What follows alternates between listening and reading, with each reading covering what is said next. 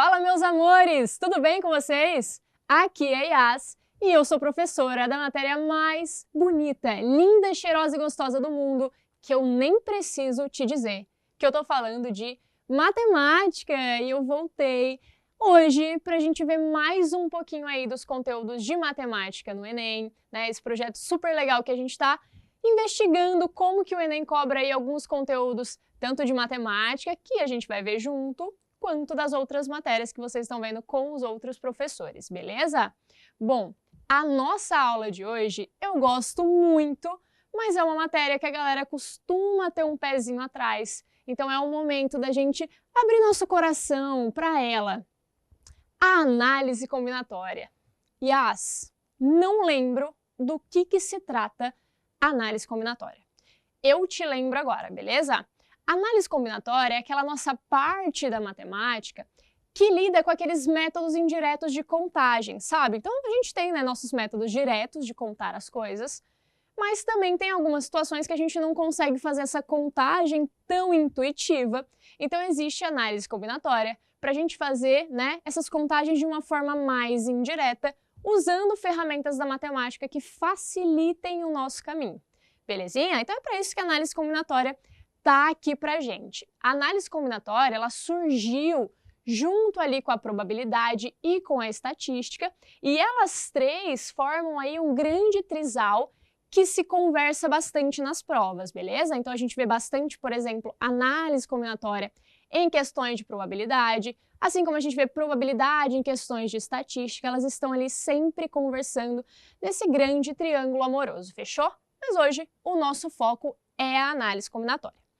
Você vê a análise combinatória, por exemplo, sabe quando você vai se cadastrar naquele site, enfim, seja qual for, e hoje a gente tem que lidar com eles pedindo aquelas senhas que tem que ter um caráter especial, uma letra maiúscula, 3 números, 10 algarismos. Esse tipo de coisa acontece justamente para que a gente tenha mais possibilidades e a nossa contagem de elementos seja maior. A análise combinatória tem tudo a ver com isso, porque ela te dá essa quantificação das possibilidades. Quando os sites pedem para vocês colocarem um caráter especial, isso matematicamente gera muito mais quantidade de senhas diferentes e de senhas possíveis que a gente consegue fazer num site, beleza?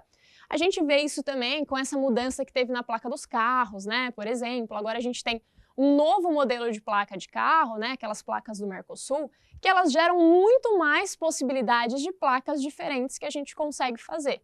Tranquilinho? E tem o clássico exemplo que a gente vai ver no final da nossa aula como calcular, que é aquele das possibilidades da Mega Sena, né? Que sempre tem aquela pessoa que pensa assim, ó, se eu jogar todas as possibilidades, eu vou ganhar com certeza. E aí eu jogo todas as possibilidades, recebo o prêmio, né? Vai abater ali o quanto que eu gastei. Então dá pra gente ter uma noção aí de quantas possibilidades, quantos jogos da Mega Sena você vai ter que fazer para garantir que você fez todos eles. Tranquilinho? Então essa é a análise combinatória. De início parece aquela, né, aquela vizinha super amigável, mas de repente na hora da conta você pode sentir ali uma dificuldade que a gente vai sanar hoje. Tranquilinho? Show! Falando de Enem, que é o nosso foco hoje, o Enem tem ali, pensando nos nossos últimos 10 anos, uma porcentagem de questões de análise combinatória em matemática que está em torno dos 4%, beleza? Isso significa que, em média, ali na sua prova, vai ter umas 2 questões de análise combinatória. Mas lembra que eu te falei no começo? A análise combinatória está envolvida com outras coisas, com probabilidade, com estatística. Então, esse 4%, né, mais ou menos essas 2 questões por prova do Enem, é pensando realmente só em questões focadas em análise combinatória. Tranquilinho? Ai, as 2 questões não é muito pouco? Não é muito pouco porque o Enem tem uma característica de que, como ele tem muitas questões, ele consegue trabalhar muitos temas. E tem muitos temas na matemática, né? Então, ter 2 questões ali, lógico, né? Não se compara com outros temas de matemática que o Enem cobra, mas é bom da gente ter essa atenção em análise combinatória. Tranquilo? Bom, dentro de análise combinatória, a gente vai estudar alguns modelos de contagem, de agrupamento, de ordenação, e no Enem em específico, ele cobra 2 principais, que é a combinação simples e a permutação, beleza? A gente vai dar uma olhada geral na teoria, dar essa revisada geral só para que você, aqueça um pouquinho aí a cabeça sobre análise combinatória, mas lembra que o foco do Enem é combinação simples e permutação. A gente vai ver alguns modelos de exercício, a gente vai resolver junto, ver como que o Enem cobra, mas antes disso, eu te convido a vir comigo aqui nessa lousa para a gente relembrar algumas das principais coisas teóricas, conceituais, envolvendo a análise combinatória. Tranquilinho? A gente vai começar do princípio, o princípio que rege a análise combinatória, que é o princípio fundamental da contagem, que aqui para nós que somos íntimos podemos chamar de PFC, beleza? O PFC, que é nosso princípio fundamental da contagem, ele também pode receber o nome de princípio multiplicativo. Isso é um spoiler do que ele faz. Ele é um princípio que dá para a gente ferramentas para combinar decisões. Yas, como assim combinar decisões? Imagina que você está indo lá para o seu date e aí você tem que decidir a roupa, o cabelo, o perfume, o sapato. Isso são decisões que você tem que tomar. E você vai combinar essas decisões, não vai? Você quer montar um lookinho ali que combine, Aquele perfume que combine, que se é o dia, se é a noite, se é de tarde. Então eu estou pensando em combinar decisões e o PFC traz para a gente uma ferramenta matemática para gerar todas as possibilidades de tomar essas decisões juntas. Como que a gente faz isso? Simplesmente multiplicando as possibilidades. Por isso que eu coloquei aqui, ó. O PFC tem a função de combinar decisões multiplicando as possibilidades. Então, se eu tenho 5 possibilidades de escolher minha roupa, 10 possibilidades de escolher o sapato, 3 para o perfume, eu vou multiplicar tudo isso. Isso vai me gerar todas as maneiras de combinar essas decisões. Tranquilo? A gente também conhece esse princípio como tracinhos. Se você já estudou análise combinatória, provavelmente você gosta muito de usar tracinhos. E existe essa técnica dos tracinhos, que é basicamente usar o PFC, mas a gente coloca tracinhos para indicar as decisões. Então, se eu de repente tenho 3 decisões para tomar, eu venho aqui e coloco 3 tracinhos.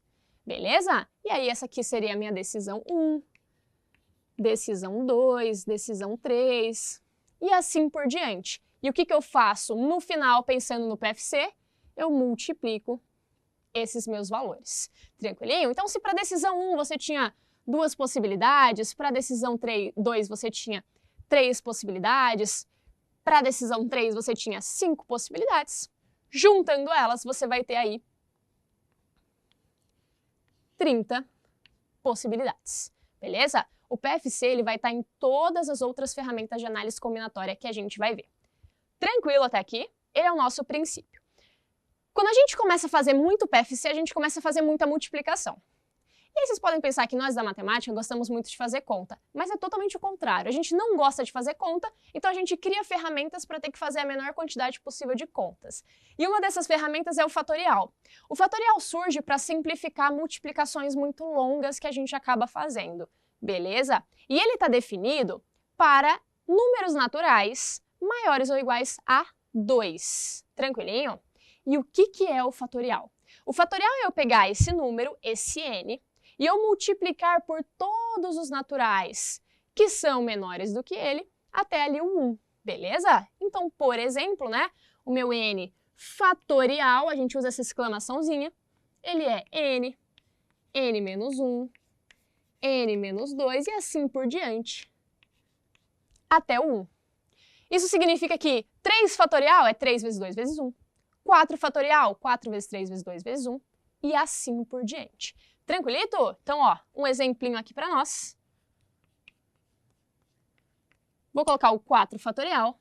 O 4 fatorial é 4 vezes 3 vezes 2 vezes 1, que é 24. Beleza? Uma das principais coisas aqui do fatorial para você lembrar é que dentro de um fatorial existem outros. Então, se você olhar dentro do 4 fatorial, existe, ó, o 3 fatorial, existe o 2 fatorial e assim por diante. Tudo bem? E se eu definir para um n maior ou igual a 2, o que acontece com o 0 e com o 1? O 0 e o 1 aqui em fatorial, eles têm um valor certo que você vai sempre usar para eles, beleza? 0 fatorial vai ser igual a 1 fatorial e ambos serão iguais a 1. Isso é uma definição, beleza? Por que que a gente usa isso? O 1 fatorial C1 faz sentido, o 0 fatorial mais ou menos. Mas por que isso? Porque a gente vai perceber que nas contas que a gente vai realizar, pode ser que o 0 fatorial apareça como um denominador. E para não prejudicar ali a nossa conta, prejudicar o que a gente está fazendo, é bom assumi-lo como 1, já que ele não vai fazer diferença ali naquele denominador. Tranquilo? A gente pode pensar dessa forma. Então, ó, PFC fatorial. Do fatorial, a gente chega num primeiro modelo aí de contagem, que é a permutação. E a permutação, a gente estuda ela primeiro, porque ela tem a função de dar para a gente ferramentas de ordenar as coisas, né? Então, trocar as coisas de ordem, reposicionar as coisas, principalmente. E a permutação, ela vai fazer isso, ela vai pegar lá um conjunto de elementos, sem tirar e sem pôr mais nada, ela vai só trocar as coisas de lugar, beleza? Sabe aquele lance de fazer uma permuta? Fazer uma troca, né? Então ela vai fazer uma troca, só que de posições. Tranquilinho? Coloquei aqui, ó, ordenar elementos de um agrupamento. Só que dependendo do agrupamento que a gente está falando, eu posso ter um agrupamento que tem elementos todos diferentes uns dos outros, ou um agrupamento que tem alguns elementos que se repetem. Por isso a gente quebra a permutação em 2 momentos aqui. Uma permutação simples, então eu tenho vários elementos todos diferentes uns dos outros e eu quero trocar eles de posição. Permutação simples. E a permutação com repetição? Bom, eu tenho vários elementos, alguns se repetem, não necessariamente todos, alguns se repetem, venho para a permutação com repetição. Tranquilinho? E aí tem as 2 fórmulas que a gente usa para lidar com a permutação. Na permutação simples, é bem tranquilo. A permutação de n elementos distintos vai ser para a gente n fatorial. Lindo, né? A gente acabou de ver fatorial aqui. Então, permutação de n elementos distintos, simplesmente n fatorial. Yas, me dá um exemplo rapidão? Te dou um exemplo. Imagina que tem 4 pessoas numa fila e você quer saber de quantos modos a gente consegue trocar essas pessoas de lugar. 4 fatorial modos. Beleza? Porque eu estou considerando que são todas distintas. Tranquilinho? Beleza? Lembrou permutação? Boa. E a permutação com repetição? O que acontece? O lance da permutação com repetição, imagina que você tem 2 canetas azuis e uma caneta vermelha. E aí você quer reposicionar elas e ver de quantos modos você consegue fazer isso. Concorda que as 2 canetas azuis, que são idênticas, quando elas trocam de posição, é como se nada tivesse acontecido? Então, quando eu calculo permutação com repetição, eu preciso eliminar a troca de posição que acontece entre os caras que são iguais. E eliminar para a gente, na análise combinatória, na maioria dos casos, vai significar uma divisão. Sempre que eu quero tirar repetições, eu vou fazer uma divisão, beleza? Então, a formulinha da permutação com repetição, ela fica assim, ó. É o mesmo PN que eu vou colocar aqui, só que aqui na cabeça dele eu vou colocar um A, B, C, que vai indicar a quantidade de vezes que existe repetições. E na fórmula, como é que fica? O mesmo n fatorial, só que lembra que eu falei que para tirar repetição a gente divide? Aí eu vou dividir por A fatorial, B fatorial, C fatorial e assim por diante. E as não entendi. Vem cá, que eu te lembro.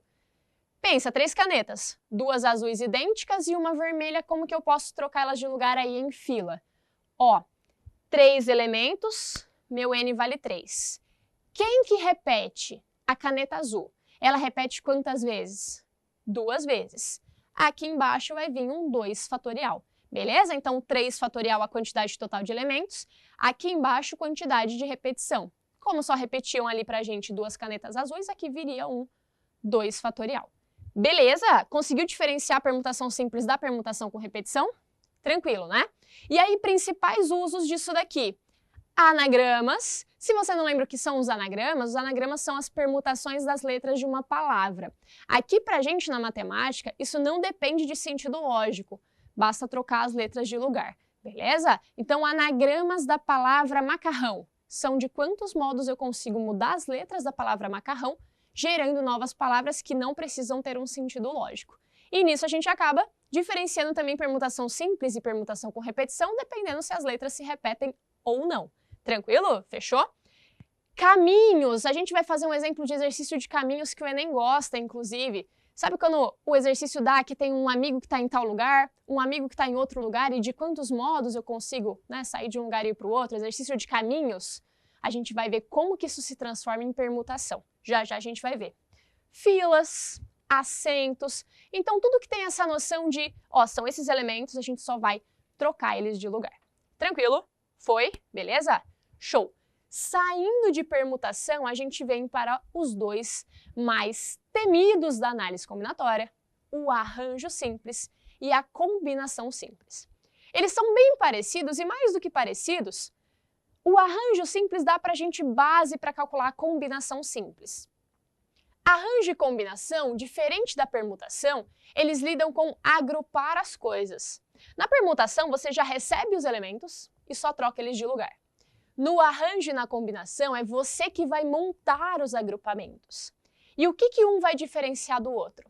A diferença vai ser que no arranjo, esses elementos ficam ordenados. Então, dependendo da posição que aquele elemento está no agrupamento, ele significa alguma coisa para o agrupamento. Já na combinação, isso não acontece. Você simplesmente vai formar um grupo e independe da posição com que os elementos estão dentro do grupo. Ou seja, se esse depende de posição, eu estou falando de sequência. Se esse não depende de posição, eu estou falando de um subconjunto, né? Simplesmente uma sacola ali com os seus elementos. Eu sei que provavelmente, se você já estudou análise combinatória, você ouviu ali o termo, né? A gente fala, ai, a ordem não importa em um deles, a ordem importa no outro. Eu não gosto muito de falar sobre ordem, porque a gente fica preso a primeiro, segundo, terceiro, quarto. Eu gosto de pensar em posição. Beleza? Então, existem posições definidas no arranjo e não existem posições definidas na combinação. E aí, eu quero te trazer para uma reflexão comigo. Aqui na primeira lousa, quando a gente falou de PFC e a gente fez tracinhos, lembra que eu disse que os tracinhos definem posições? É a posição da decisão 1, a posição da decisão 2, a posição da decisão 3. Então, o arranjo, ele também é uma ferramenta ali de análise combinatória que a gente costuma substituir pelos tracinhos. Por isso que às vezes você faz uma prova, nossa, eu não vi nenhuma questão de arranjo, porque provavelmente você calculou tudo usando PFC ou usando tracinhos, porque o arranjo dá essa possibilidade, já que os dois partem do princípio de posicionamentos. Tranquilo? Beleza? Yas, me dá um exemplo rapidão de arranjo? Claro, né? Imagina que a gente quer montar uma comissão, e aí tem o diretor, o coordenador e o tesoureiro. Tá vendo que são posições? Se você é o coordenador, você tem uma função. Se você é o diretor, você tem outra. Se você é o tesoureiro, você tem outra função. São posições diferentes. Aí, nesse caso, eu vou trabalhar com arranjo, beleza? E a combinação? Agora, imagina que simplesmente você quer montar um trio para fazer um trabalho. Todo mundo vai ajudar da mesma forma. Então não tem posições definidas dentro do agrupamento. Então, cai na combinação. Beleza? Os dois têm formulinha, inclusive formulinhas parecidas. O arranjo de N elementos escolhidos P a P, né, que a gente diz, vai ficar arranjo NP, em cima N fatorial, embaixo N menos P fatorial. Tranquilinho? N é o total de elementos, P é quantos você vai pegar para colocar dentro do seu novo agrupamento. Ah, então eu tenho 10 pessoas para fazer essa comissão lá com o diretor e coordenador. Então é 10 escolhe 3. 10 escolhe 3. Beleza? Olha como a combinação é parecida. A combinação de N elementos escolhe P é N fatorial. Olha só a construção. N menos P fatorial. E a gente coloca um P fatorial a mais. Yas, por quê? O que muda? Ele é basicamente o arranjo com um P fatorial a mais embaixo. Sim, porque lembra que eu falei que quando a gente quer tirar repetições, a gente vai fazer uma divisão com algum fatorial? E na combinação, a ordem ou a posição ali não interfere, não gera uma nova possibilidade. Então, trocar as pessoas de ordem na combinação, só o que vai me gerar é uma repetição, que eu não quero. Então, eu elimino a repetição, colocando o P fatorial aqui embaixo. Eu estou basicamente dizendo que permutá-los não é interessante para mim. Então, eu tiro essa permutação. Tranquilo? Pegou. E as tracinhos combinação dá para usar tracinhos também? Pensa uma coisa comigo. Eu te falei que tracinhos é arranjo. E a relação entre a combinação e o arranjo qual é? Um P fatorial a mais embaixo. Então você pode resolver exercício de combinação usando tracinhos, desde que no final você divida tudo pelo P fatorial. Fez sentido? Sim. Pensa sempre na relação fórmula e tracinhos. Então, ó, nessa lousa a gente revisou conceitualmente o que é importante para o Enem. Existe uma outra categoria de combinação, que é a combinação completa, mas ela está caindo em desuso e para o Enem ela não é relevante, beleza? Então, ó, PFC e fatorial, permutações, arranjo simples e combinação simples, revisãozinha desses conceitos. Tranquilo? Tá comigo ainda? Tá vivo, tá viva? Então esse é o nosso momento de colocar em prática, olhando como que o Enem traz esse conteúdo nos exercícios pra gente. Fechou? Bom, eu vou apagar nossa primeira parte para que a gente possa dar uma olhada no primeiro exercício que a gente vai fazer. O primeiro exercício que a gente vai fazer é um exercício que vai envolver combinação e princípio fundamental da contagem. Na verdade, o que a gente vai perceber é que o princípio fundamental da contagem aparece em praticamente tudo, porque tudo na análise combinatória vai partir desse princípio, fechou? Então, ó, vou indicar aqui que estamos indo para exercício 1 e vou te convidar para ver esse exercício comigo aqui no nosso telão interativo. Olha só, é um exercício do Enem 2022 que vai envolver PFC e combinação. E tem um textão, mas eu garanto que ele é bem legal, olha só. Um prédio com 9 andares e 8 apartamentos de 2 quartos por andar está com todos os seus apartamentos à venda.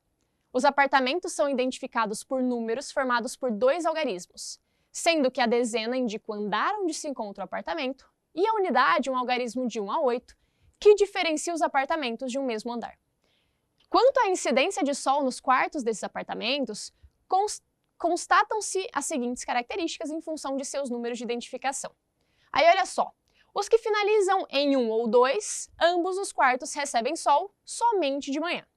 Os que finalizam em 3, 4, 5 ou 6, apenas um dos quartos recebe sol na parte da manhã. E os que finalizam em 7 ou 8, ambos os quartos recebem sol somente à tarde. E aí, olha só, uma pessoa pretende comprar 2 desses apartamentos em um mesmo andar, mas quer que, em ambos, pelo menos um dos quartos receba sol na parte da manhã. De quantas maneiras diferentes essa pessoa poderá escolher 2 desses apartamentos para compra nas condições desejadas. Vamos embora? Vamos nessa? Então, olha só. Temos a situação que é o seguinte. Eu tenho meu prédio, ele tem 9 andares. Em alguns dos apartamentos, bate sol somente em um quarto, em 2, de manhã, de tarde. E a informação do comprador é a seguinte. Ele quer comprar 2 no mesmo andar e ele quer que pelo menos, olha essa expressão, tá sentindo ela? Ó, pelo menos um dos quartos receba sol ali na parte da manhã. O que significa pelo menos um dos quartos? Pode ser somente um ou podem ser 2 quartos. Deu para pegar? Sim. Agora eu vou te mostrar como que o PFC está em tudo isso daqui. Pensa nas decisões que você tem que tomar. E como que começa a questão de análise combinatória? Pensa nas decisões que você tem que tomar. Pensa em você está indo lá comprar um apartamento. Primeira coisa que você vai escolher, o andar. Em que andar vai ser o meu apartamento? Então a minha primeira decisão é o andar do meu apartamento. Vamos fazer essa primeira decisão? Então, ó, primeira decisão. Decisão. O andar. Quantos andares tem nesse apartamento? Bom, de acordo com o nosso textinho lá, tem 9 andares. Então, a decisão de escolher o andar, eu posso tomar ela de 9 maneiras, beleza? Então, a primeira decisão, que é o andar, a gente pode escolher de 9 maneiras. Show de bola! Escolhi o andar. Já tá lá no andar. Qual que é a próxima decisão que você vai tomar? Quais apartamentos você vai comprar, sendo que você quer 2, né? E você quer aqueles que peguem sol, pelo menos, em um dos quartos pela manhã. O exercício diz assim pra gente, ó, os que finalizam em 1 e 2, apenas um dos quartos vai tomar de manhã o sol, e os que finalizam de 3 a 6, os 2/4 pegam sol pela manhã.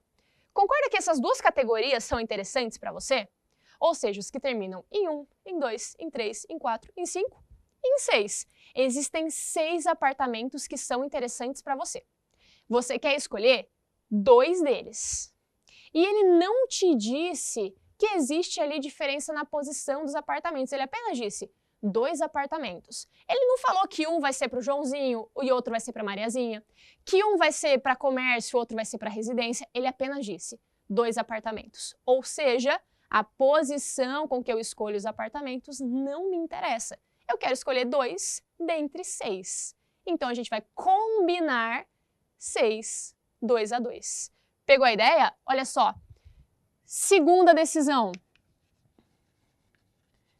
que é a decisão dos apartamentos, APs, a gente vai usar aqui combinação.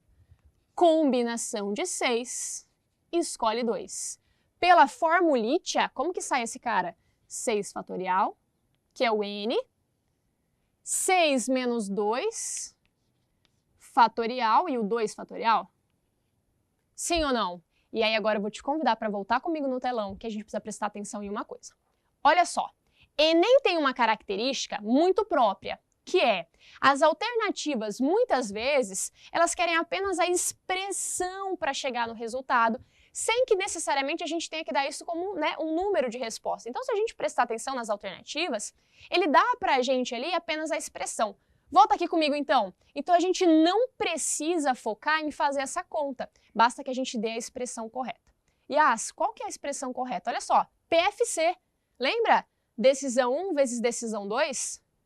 Decisão 1 vezes decisão 2? Então, portanto, qual vai ser nossa resposta aqui? 9, que multiplica 6 fatorial. 6 menos 2 fatorial e 2 fatorial. Essa é a nossa resposta. Vamos ver qual alternativa? Temos a alternativa B de bola, né? E assim a gente resolve essa questão do Enem. Viu só como que o Enem funciona? Ele te dá um textão, conta toda uma história, e o que você precisa fazer é identificar quais decisões precisam ser tomadas. Isso vem antes de escrever qualquer coisa. Ver quais decisões precisam ser tomadas. Decisão 1, decisão 2. No final, você junta isso, junta multiplicando, que é o PFC que a gente faz. Tranquilo? Legal? Gostou dessa questão? Tá preparado para mais uma? Vamos fazer mais uma? Vamos fazer mais uma! Vamos ver como que o Enem tá cobrando essa análise combinatória em algum outro modelo de questão. Exercício 2. Te convido a vir comigo agora para o exercício 2. Ó, o exercício 2 é um exercício do Enem 2021 e ele também é ali exercício de combinação, que, como eu falei para vocês, né, dentro da análise combinatória, é o que tem mais relevância no Enem. Olha só, uma pessoa produzirá uma fantasia utilizando como materiais 2 tipos de tecido diferentes e 5 tipos distintos de pedras ornamentais. Essa pessoa tem à sua disposição 6 tecidos diferentes e 15 pedras ornamentais distintas. A quantidade de fantasias com materiais diferentes que podem ser produzidas é representada pela expressão, ó, de novo, hein? Enem dando nas alternativas expressões e não um número só, né? Então, temos aí esse contexto do nosso enunciado para a gente identificar o que a gente precisa fazer. Volta comigo, então, aqui para a lousa. Olha só, você vai fazer uma fantasia usando 2 tipos de tecido diferentes e 5 tipos de pedras. Ou seja, se você for lá na loja de tecidos, você vai escolher 2. Se você for lá na lojinha de pedras, você vai escolher 5. Tudo bem? Pegou a ideia? Show! Então, a gente tem 2 decisões para serem tomadas. A decisão da escolha dos tecidos e a decisão da escolha das pedras. Identificou nossas 2 decisões? Escolher os tecidos, escolher as pedras. Show de bola? Vamos começar pelos tecidos? Então, primeira decisão, escolher os tecidos. Olha só. Você quer escolher 2 tecidos e ele disse que você tem à disposição 6 tecidos. Então, desses 6, você quer escolher 2. E, de novo, ele não diferenciou o que cada um desses dois tecidos vai fazer, vai servir. Ele simplesmente quer escolher dois. Qual vai vir primeiro, qual vai vir depois, onde vai colocar um, onde vai colocar o outro. Isso não nos foi dado. Então, eu estou, de novo, pensando em uma combinação, beleza? Agora, uma combinação de 6. Escolhe 2. Pela formulite, isso é 6 fatorial. 6 menos 2, 4 fatorial. E 2 fatorial. Bom, minha primeira decisão, já tenho ela quantificada. Vamos para a segunda decisão, que é a decisão das pedras? Pedras. A gente vai querer escolher 5 pedras ornamentais dentre 15 que estão disponíveis. De novo, né, ele não diferenciou essas 5 pedras, onde que vão ser colocadas, para que vai usar, então é simplesmente escolher 5 dentre 15. Combinação de 15 escolhe 5? Sim ou não? Combinação de 15, escolhe 5. 15 fatorial. 15 menos 5, 10 fatorial. E o 5 fatorial embaixo. Show? Bom, tenho minhas duas decisões quantificadas. Pelo PFC, o que eu faço? Multiplico, né? Então, portanto, nossa respostinha aí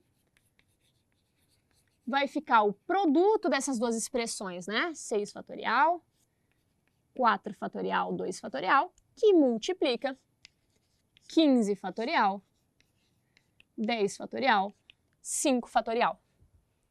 Fechou? Vamos ver o que tem ali pra gente como resposta? A gente tem ali no nosso quadrinho, letra A, né? 6, 4, 2, 15, 10 e 5. Letra A, então, é a nossa resposta para essa questão do Enem. Show de bola? Tá vendo como as duas se parecem? Nas duas eu precisei identificar quais decisões serem tomadas. E o que eu fiz para juntar essas decisões? Usei o PFC, o princípio multiplicativo. Multipliquei as duas coisas. Show de bola? Questões super recentes e que são a cara do Enem. 2 questões feitas. Vamos fazer mais uma? Vamos fazer mais uma. Enquanto você vai respirando, tomando a sua aguinha, se mantendo com a hidratação em dia, eu apago o meio da nossa lousa para a gente continuar treinando exercícios de análise combinatória no Enem. Vamos dar uma olhada em questões de análise combinatória envolvendo permutação, né? A gente viu aí 2 de combinação. Tem mais questões de combinação pra gente, mas vamos dar uma olhada em um outro lado agora da análise combinatória com a permutação. Tranquilinho? Respirou? Tomou aquela água? Vem comigo aqui então para o nosso telão. Ó, Enem 2020, questão de permutação. E essa tá contextualizada bacana, olha só. Nos livros Harry Potter, um anagrama do nome do personagem Tom Marvolo Riddle gerou a frase I am Lord Voldemort. Suponha que Harry quisesse formar todos os anagramas da frase I am Potter, de tal forma que as vogais e consoantes aparecessem sempre intercaladas e sem considerar o espaçamento entre as letras. Nessas condições, o número de anagramas formados é dado por, e ó, de novo, hein, Enem característica. Olha sempre as alternativas, que aí a gente não perde tempo fazendo conta que não precisa. Todas as alternativas dadas aí em expressão, né? Fechou? Vamos junto então, vem cá comigo, ó. Exercício aí sobre anagrama, logo estamos falando de permutação. Show de bola? Sim. Eu quero pegar a frase I am Potter. Gostou do meu inglês? Tô boa de inglês? I am Potter. E eu quero fazer ali um anagrama, só que não é qualquer anagrama. Ele quer que haja ali, né, de forma intercalada, consoantes e vogais. Então, a primeira decisão que a gente tem que tomar é a seguinte. Eu vou fazer consoante, vogal, nananã, ou eu vou fazer vogal, consoante, panana, panana. Essa é a minha primeira decisão, beleza? A minha primeira decisão é a disposição das consoantes e das vogais. Vem aqui comigo, ó. Disposição. Na frase I am Potter, a gente tem, ó, 1, 2, 3, 4 vogais e 5 consoantes. 1, 2, 3, 4, 5 consoantes. São 5 consoantes e 4 vogais. E aí, olha aqui para minha mão, ó. 5 consoantes. Imagina que meus dedos são as consoantes. Temos 4 espaços aqui entre os meus dedos, não é? 4 vogais se encaixariam perfeitamente. Com isso aqui, a gente já sabe que a disposição tem que ser consoante, vogal, consoante, vogal, consoante, vogal, consoante, vogal, consoante. Por que que não daria certo com as vogais? Porque tem menos vogais do que consoantes, né? A gente ia acabar ali não conseguindo intercalar. Então, primeiro, sobre a disposição, vai ter que ficar consoante 1, vogal 1, consoante 2, vogal 2, consoante 3, vogal 3, consoante 4, vogal 4 e a consoante 5. Essa é a disposição que eu vou ter, é a minha primeira decisão e ela só pode ser tomada de uma maneira, né? Só tem um jeito de fazer isso daqui. Então, nessa primeira decisão, eu tenho uma possibilidade. Concorda comigo? Beleza? Show de bola. Bom, escolhida a disposição, agora eu preciso pensar em como eu vou organizar as consoantes e depois pensar em como eu vou organizar as vogais. Ainda tem, então, 2 decisões para eu tomar nesse exercício. Como eu vou posicionar as consoantes, como eu vou posicionar as vogais, beleza? Vamos pensar primeiro, então, nas consoantes? Vamos pensar nas consoantes.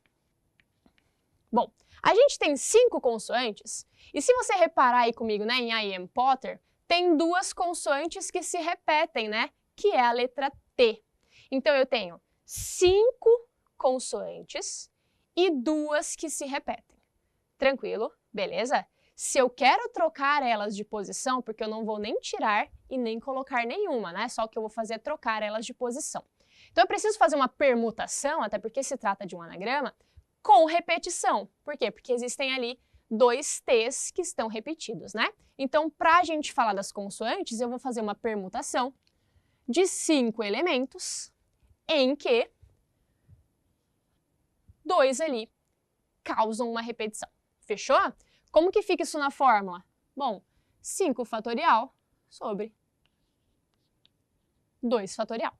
Tudo bem? Essa é a minha primeira decisão.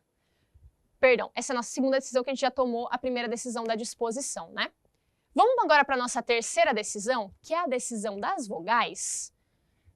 Vamos decidir o que acontece com as vogais. A gente tem 4 vogais e nenhuma delas são repetidas, né? Tem o I, o A, o O e o E, elas não se repetem, então é simplesmente permutar 4 elementos, né? Então, permutação de 4 elementos, 4 fatorial. Tranquilinho? Ó, quantifiquei então, primeira decisão, segunda decisão, terceira decisão. O que eu faço agora pelo PFC?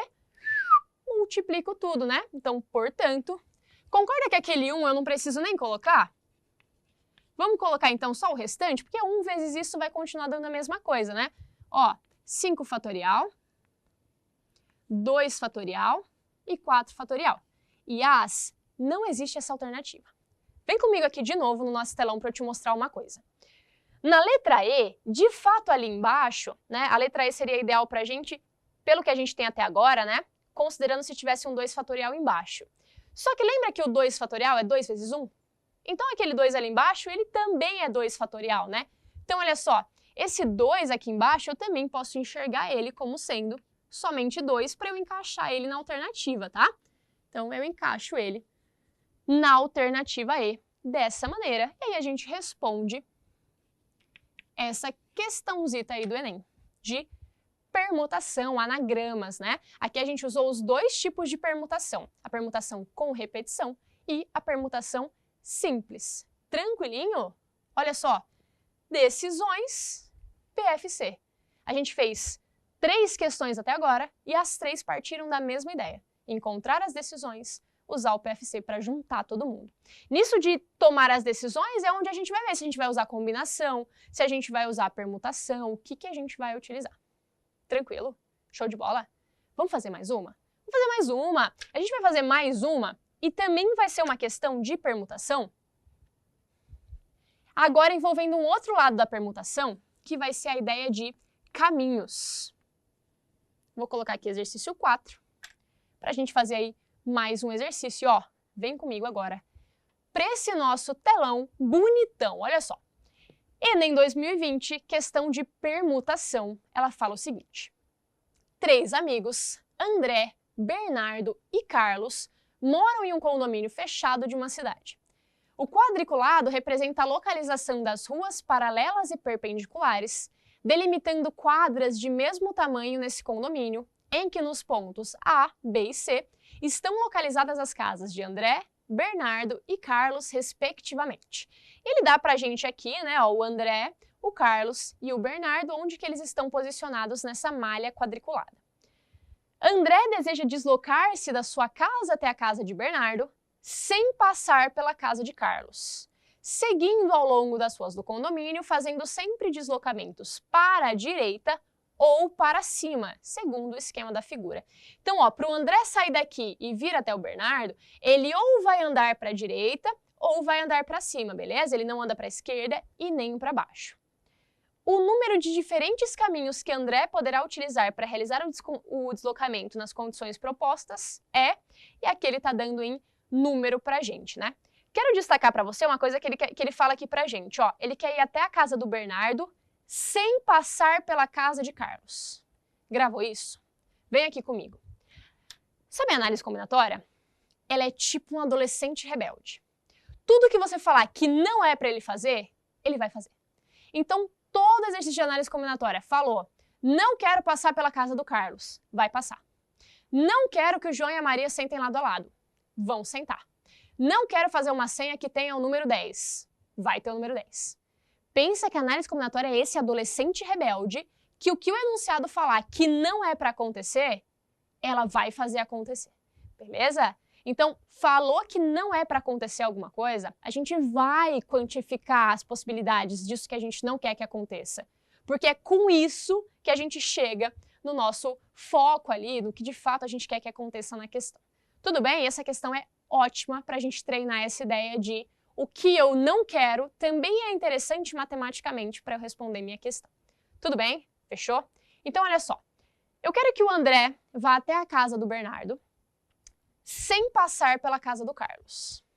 O que eu vou fazer? Eu vou calcular todas as maneiras do André ir até o Bernardo. Isso inclui caminhos que passam pelo Carlos e caminhos que não passam pelo Carlos. Depois, o que eu vou fazer? Eu vou calcular os caminhos que passam pelo Carlos. Por quê? Porque a análise combinatória é um adolescente rebelde. E eu vou subtrair esses caminhos que passam pelo Carlos. O que vai sobrar na minha mão? Justamente o que eu queria. Caminhos que não passam pelo Carlos. Beleza? Tranquilo? Pegou essa ideia? Eu calculo tudo, independente da restrição. Daí eu calculo o que eu não quero que aconteça e eu subtraio. Foi? Foi comigo? Essa questão, além de ser legal nesse ponto, ela é legal porque ela é um exemplo de questão de caminhos. Questões que envolvem essa ideia de caminhos, a gente transforma o deslocamento em um anagrama, em uma palavra.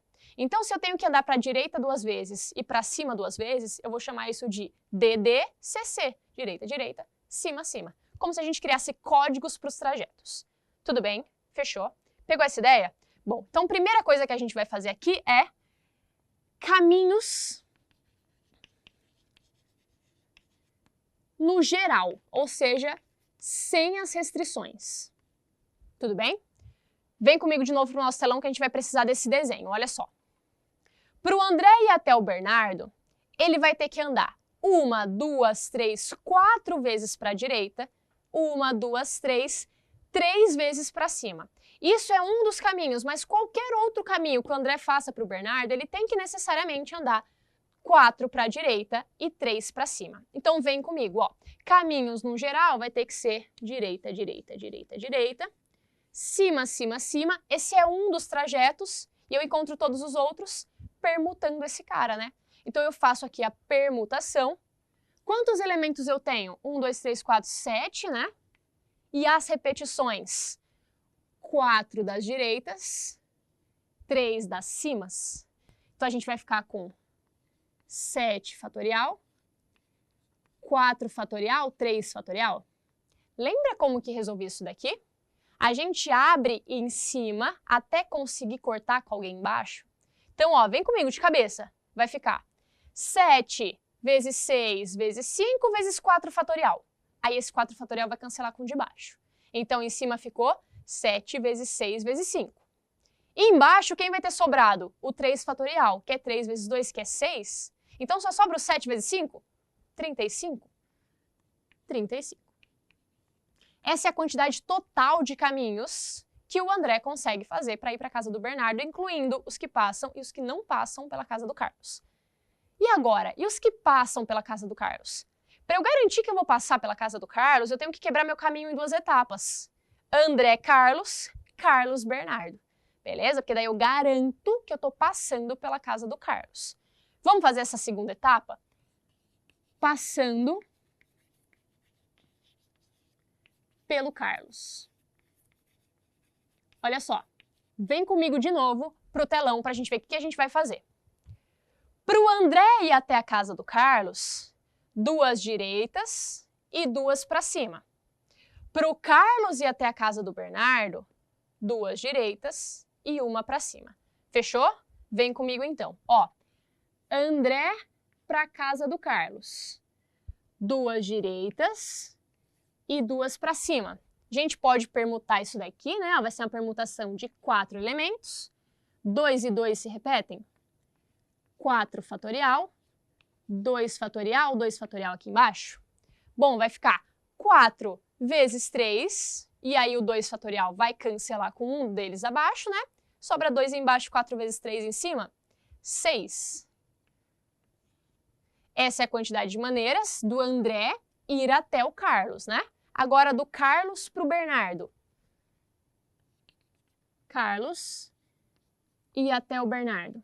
A gente viu que ele tem que andar 2 direitas e 1 para cima. Então, direita, direita, cima. Sim? São 3 elementos em que 2 se repetem? Permutação de 3 em que 2 se repetem? Vai ficar simplesmente o 3, né? Porque vai ficar 3 fatorial, 2 fatorial. 3. Sim? Só que, pensa que a gente está fazendo um caminho inteiro, né? André Carlos, Carlos Bernardo. Então, são 2 decisões que estão sendo tomadas para acontecerem juntas. Eu tenho que multiplicar esses caras. Fez sentido isso? Essa tem que acontecer junto com essa. Vai ser 6 vezes 3. Vou colocar ali em cima para a gente, ó. Juntar essas 2 tomadas de decisão. Quando a gente juntar essas 2 tomadas de decisão, a gente vai subtrair isso do nosso total. Aí eu garanto que eu estou eliminando todos os caminhos que passam pelo Carlos. Então, olha só. O que a gente não quer que aconteça. Vou até colocar aqui assim, ó. Não quero. O que a gente não quer que aconteça, acontece de 6 vezes 3, 18 maneiras. Beleza? E o total de maneiras que a gente tinha calculado antes, 35, né? Portanto, quantos serão os caminhos que não passarão pelo Carlos? 35 menos 18, que são 17 caminhos, beleza? Então, 17 caminhos não passam pela casa aí do Carlos. Vamos ver nossa alternativa, ó. Telão, alternativa C, 17 são os caminhos que não vão passar, volta comigo, pela casa do Carlos. Show de bola? Tudo bem? Tudo bem por aqui? A gente treinou muitos exercícios legais, cada um deixou a gente ver uma parte da análise combinatória. Esse último em específico deu pra gente 2 visões legais. A ideia de caminhos, quando a gente trabalha com permutação, transforma os trajetos em palavras. E também essa ideia de calcular o que eu não quero para subtrair do total de possibilidades e chegar no que eu quero. Belezinha? Tudo bem? Bom, meus amores, eu vou ficando por aqui. Eu espero que essa aula tenha sido bem proveitosa para vocês. Que vocês percam esse medo da análise combinatória, porque ela é uma delicinha. Vai treinando bastante questão, porque precisa ter repertório, sua memória precisa ter algo para relacionar na hora que ela lê o enunciado. E eu espero aí que a gente se veja mais vezes com mais conteúdo de matemática. Aquele grande beijo e bons estudos!